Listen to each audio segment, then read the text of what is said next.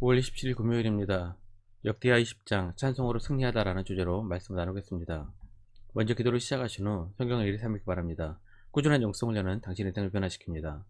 말씀 다 묵상하셨습니까? 첫 번째, 예견된 전쟁 1절입니다. 그 후에 모압 자손과 암몬 자손들이 마온 사람들과 함께 와서 여호사밧을 치고자 한지라. 여호사밧은 신실한 왕이었지만 아합 가문과 혼인으로 동맹을 맺은 실책을 범하고 맙니다. 외교적인 이유로 국방력 강화를 위한 것이지만 하나님께서 기뻐하신 일이 아니었습니다. 또한 아합의 권유를 이기지 못하고 아람과의 전쟁에 남북 연합군을 만듭니다. 미가의 선지자가 전쟁을 반대했지만 가짜 선지자 400여 명의 말을 듣고 전쟁에 출전했다 패전을 하게 됩니다. 이에 예후 선지자는 여호사밧 왕에게 하나님의 진노하심이 임하게 될 것이라고 책망합니다. 역대하 19장 2절입니다. 하나님 아들 선견자 예후가 나가서 여호사밧 왕을 맞아 이르되 왕이 악한 자를 돕고 여호와를 미워하는 자들을 사랑하는 것이 옳으니까 그러므로 여호와께로부터 진노하심이 왕에게 임하리이다. 모압과 암몬과 에돔의 대규모의 연합군이 남유다를 치러 옵니다. 이에 여호사밧은 두려워합니다. 3절입니다. 여호사밧이 두려워하여 여호와께로 낯을 향하여 간구하고 온 유다 백성에게 금식하라 공포하매. 대규모의 연합군이 두려웠기도 했지만 여호사밧이 정말 두려웠던 것은 이것이 하나님의 진노의 심판이라고 생각했기 때문일 것입니다. 이 전쟁은 이미 예고된 전쟁입니다. 여호사밧이 저지른 불신앙 때문에 하나님의 진노하심으로 발생한 징계의 사건입니다. 죄를 지으면 반드시 죄의 대가를 치르게 됩니다. 회개하면 된다고 모든 것이 괜찮다고 생각합니다. 이것은 기독교인들의 오만입니다. 회개하면 용서는 받을 수 있습니다. 하지만 대가는 자신이 치러야 합니다. 죄의 대가마저 피할 수 있다는 것은 오만입니다. 여호사밧이 예전의 방식대로 했다면 북이스라엘에 급하게 지원 요청을 했을 것입니다. 혼인 동맹을 한 이유가 바로 이럴 때를 위해서였기 때문입니다. 하지만 여호사밧은 예전의 방식을 완전히 벗어 던져버립니다. 그리고 하나님 앞에 엎드려 금식하고 회개합니다. 4절입니다. 유다 사람이 여호와께 도심을 구하려 하여 유다 모든 성읍에서 모여와서 여호와께 간구하더라. 이러한 국가적 금식과 회개는 건국 이래 여호사밧 왕제 처음으로 있었던 일입니다. 두 번째, 여호사밧의 기도문. 여호사밧의 기도문은 6에서 12절까지입니다. 여기서 잠시 멈추고 천천히 읽어보시길 바랍니다.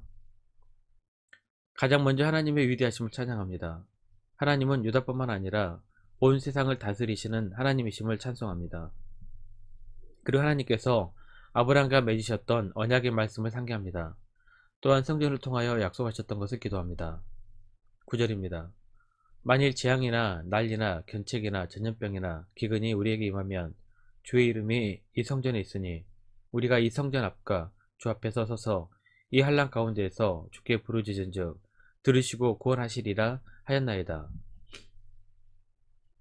위급한 상황에서도 하나님 속히 우리를 구원하소서라고 기도하지 않았습니다. 정말 필요한 기도는 가장 마지막에 합니다. 12절입니다. 우리 하나님이여 그들을 징벌하지 아니하시나이까.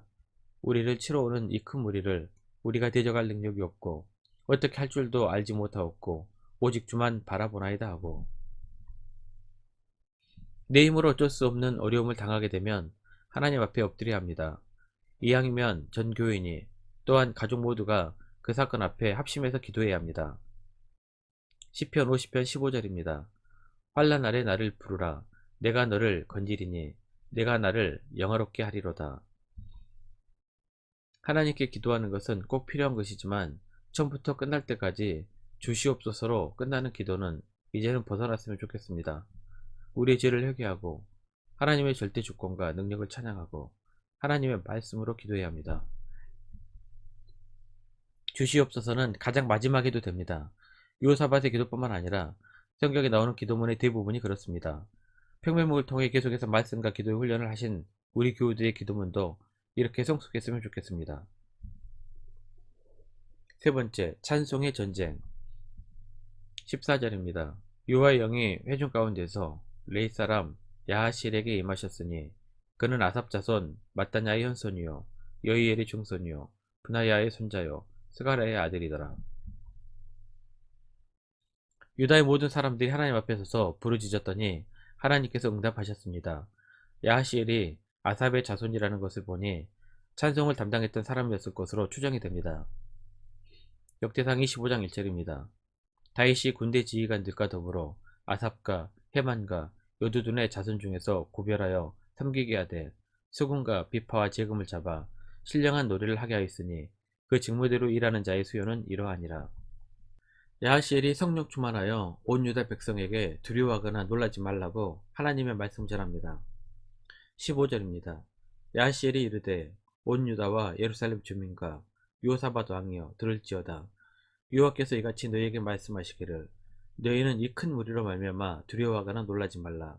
이 전쟁은 너희에게 속한 것이 아니요 하나님께 속한 것이니라. 과거 출애굽 시대부터 이스라엘 민족들에게는 전쟁에 관해서 이러한 믿음이 있었습니다. 출애굽기 14장 13절 14절입니다.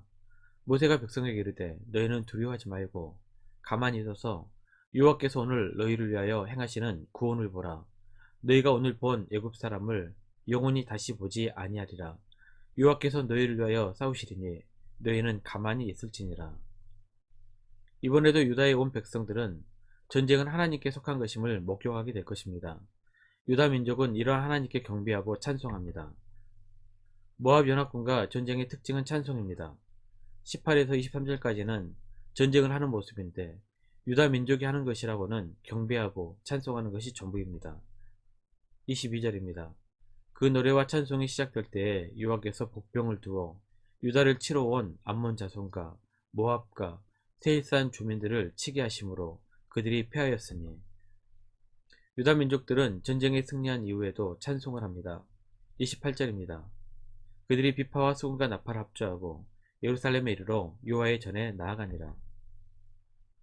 하나님의 진노하심으로 발생한 징계의 전쟁이었지만 하나님 앞에 엎드려 회개한 후 찬송의 전쟁이 되었습니다. 찬송 후에는 늘 평강이 임하게 됩니다. 30절입니다. 여호사밧의 나라가 태평하였으니 이는 그의 하나님이 사방에서 그들에게 평강을 주셨습니다라. 말씀 요약합니다. 힘들고 고통스러울 때 기도하고 찬송하십시오. 마음에 평강을 주실 것입니다. 1년 성경 일독 주간기기입니다. 오늘 금요일 10편 3편에서 5편까지 말씀을 묵상하십시오.